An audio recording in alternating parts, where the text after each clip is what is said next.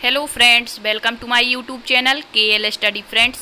जैसा कि आप सभी को पता है, हम डेली क्लास लेते हैं आपके सी-टेट एवं आपके सभी टेट्स के लिए, चाहे आपका MP टेट हो, रीट हो, UP टेट हो या सुपर टेट हो, सभी के लिए CDP की क्लासेस। और ये क्लासेस आपके लिए बहुत ही महत्वपूर्ण होंगी, क्योंकि यहाँ पर हम आपको बता रहे हैं कौन सा सिद्धांत किसने दिया है। ठीक है, तो इससे पहले हमारी 2-3 क्लासें हो चुकी हैं, जिसमें हमने फर्स्ट क्लास में आपको बेसिक जानकारी मतलब 15 क्वेश्चन करवाए हुए थे, और इसके बाद आपको बताया था कि अधिगम का कौन सा सिद्धांत किसने दिया है, और थोड़ी सी डिटेल बताने की कोशिश की थी। इसके बाद जब हम सिद्धांत पढ़ेंगे एक एक करके, तो वहाँ पर आपको सारी जानकारी और अच्छे तरीके से दी जाएगी। ठीक है, इसके बाद आज हम पढ़ने वाले हैं व्यक्तित्व के सिद्धांत। व्यक्तित्व का कौन सा सिद्धांत किसने दिया है, इससे भी आपके क्वेश्चन बनते हैं। जैसे पूछ लेगा कि मनोविश्लेषणात्मक सिद्धांत के प्रतिपादक कौन है, ठीक है, या फिर विश्लेषणात्मक सिद्धांत के प्रतिपादक कौन है, एक क्वेश्चन तो ये बनता है। या फिर पूछ लेगा निम्न में से कौन सा एक व्यक्तित्व का सिद्धांत नहीं है। ठीक है, तो बुद्धि के सिद्धांत हमने पिछली क्लास में पढ़े थे, और आज पढ़ेंगे हम व्यक्तित्व के सिद्धांत। अभिप्रेरणा अर्थात जो मोटिवेशन होता है उसके सिद्धांत, कौन सा सिद्धांत किसने दिया, और विस्मृति जो आपका फॉरगेटिंग होता है, इसके सिद्धांत भी पूछ लिए जाते हैं। ठीक है, तो आइए देरी ना करते हुए शुरू कर लेते हैं अपना सेशन। और यहाँ पर केवल हम ये देखेंगे कि कौन सा सिद्धांत किसने दिया। जब हम सिद्धांत के बारे में पढ़ेंगे तो वहाँ पर आपको पूरी जानकारी देंगे। ठीक है, तो यहाँ सबसे पहले दिया गया है मनोविश्लेषणात्मक सिद्धांत। तो पूछ लेगा कि व्यक्तित्व के मनोविश्लेषणात्मक सिद्धांत के प्रतिपादक कौन है, तो आपको याद रखना है सिगमंड फ्रायड जो है मनोविश्लेषणात्मक सिद्धांत के प्रतिपादक हैं, और ये सिद्धांत बहुत ही महत्वपूर्ण है। इन्होंने जो सिगमंड फ्रायड हैं, इन्होंने अपने सिद्धांत में 3 प्रकार के मनों की बात की है, चेतन मन, अर्धचेतन मन और अचेतन मन। ठीक है, इसके बाद इन्होंने इड, ईगो और सुपर ईगो के बारे में बताया है। तो इड क्या होता है, काम इच्छाएं, सुसुप्त वासनाएं, ठीक है, इसके अंतर्गत आती हैं। फिर इसके बाद ईगो होता है, मतलब सिपाही की भांति कार्य करता है, और सुपर ईगो होता है। ठीक है, तो ये तीनों आपको अच्छे से पढ़ने हैं, इससे आपके क्वेश्चन बनते हैं। जब हम यहाँ पर सिद्धांत करेंगे तब आपको डिटेल से बताने का पूरा प्रयास करेंगे। ठीक है, नेक्स्ट है आपका सिद्धांत नव मनोविश्लेषणवादी सिद्धांत। अब यहाँ पर एक तो मनोविश्लेषणात्मक सिद्धांत है, ठीक है, एक होता है विश्लेषणात्मक सिद्धांत जो कि युंग महोदय ने दिया है, जिसे कहीं कहीं जुंग भी लिखा मिलता है। ठीक है, अब एक है नव मनोविश्लेषणवादी सिद्धांत। या तो इस तरह से पूछेंगे या फिर पूछ लेंगे कि नव मनोविश्लेषणवादी कौन कौन से मनोवैज्ञानिक हैं, तो आपको याद रखना है युंग, जिन्हें जुंग कहते हैं, एडलर और हॉर्नी। ठीक है, ये तीनों जो हैं इन्होंने नव मनोविश्लेषणवादी सिद्धांत दिया है। ठीक है, इनसे ही सीख इन्होंने प्राप्त की और अलग से एक सिद्धांत का प्रतिपादन कर दिया। ठीक है, नेक्स्ट है आपका जीवन अवधि उपागम।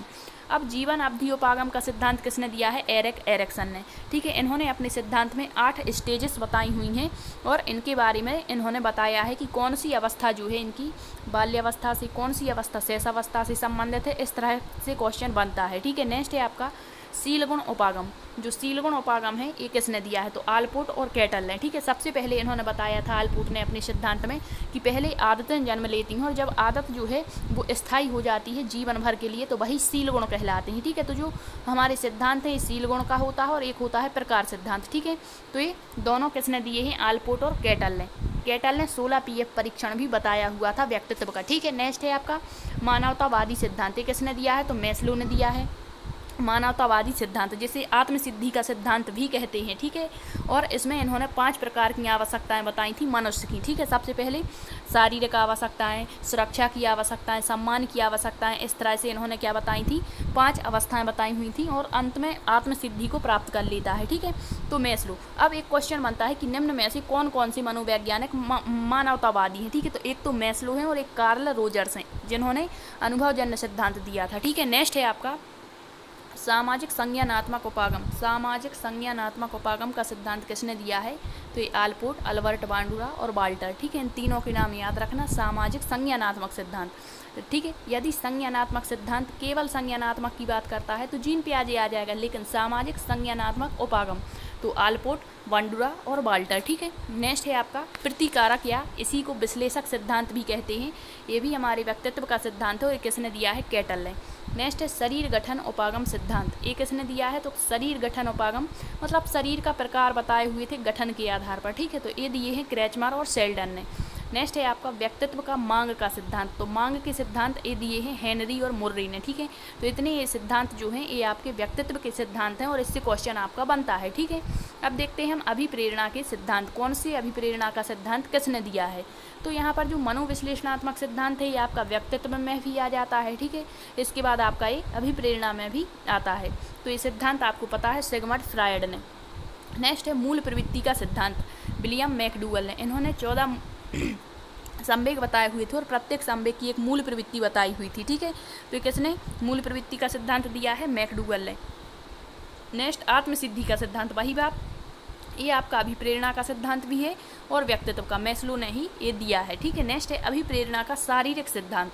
तो ये क्रेचमर, शेल्डन, जेम्स और विलियम वुंट, जिन्होंने जर्मनी में पहली हमारी मनोविज्ञान की प्रयोगशाला स्थापित की थी जर्मनी में, ठीक है, विलियम वुंट ने। तो ये अभिप्रेरणा के शारीरिक सिद्धांत के लिए जाने जाते हैं, ठीक। अब हम देख लेते हैं यहाँ पर जो क्रेचमर है, शेल्डन है और विलियम जेम्स, यहाँ पर विलियम जेम्स रहेगा, ठीक है। तो यहाँ पर जो क्रेचमर है इन्होंने मतलब जो गठन के आधार पर शरीर के प्रकार हैं ये बताए हुए हैं, ठीक है। इसके बाद इन्होंने पिकनिक प्रकार बताया था, इस तरह से इन्होंने प्रकार बताए थे। शेल्डन ने भी 3 प्रकार बताए हुए हैं मानव के, ठीक है, मतलब गठन के आधार पर। तो इससे आपका क्वेश्चन पूछा जाता है, तो ये याद रखना। नेक्स्ट है आपका विस्मृति के सिद्धांत, फॉरगेटिंग के जो सिद्धांत हैं ये भी कभी कभी पूछ लेते हैं। निम्न में से ये 3 सिद्धांत हैं आपके विस्मृति के, यहाँ पर पूछते हैं विस्मृति के सिद्धांत। तो पूछता है कि कौन सा एक सिद्धांत नहीं है। तो यहाँ सबसे पहले दिया है बाधा का सिद्धांत, ये किसने दिया है, तो बाधा का सिद्धांत मूलर एवं वुडवर्थ ने। किसने, मूलर एवं वुडवर्थ ने। दमन का सिद्धांत किसने दिया है, सिगमंड फ्रायड ने। तो ये तीनों याद रखना।